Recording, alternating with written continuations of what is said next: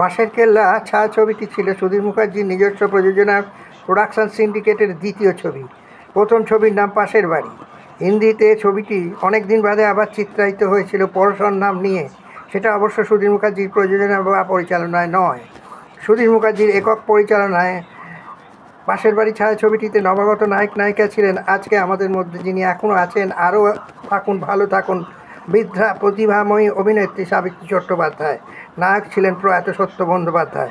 বাঁশের কেল্লা ছায়াছবির নায়ক নায়িকা ছিলেন অনুপ কুমার দাস এবং নবাগতা নবনীতা গুহ। এরা দুজনেই আজ আমাদের মধ্যে নেই। বাঁশের কেল্লা ছায়াছবির ৮০ ভাগ চিত্রায়িত হয়েছিল আউটডোরে, ধান খেতে, ইছামতি নদীর ধারে, বনগাঁ অঞ্চলের আশেপাশে। আমার বয়স তখন ছিল 7 বছর।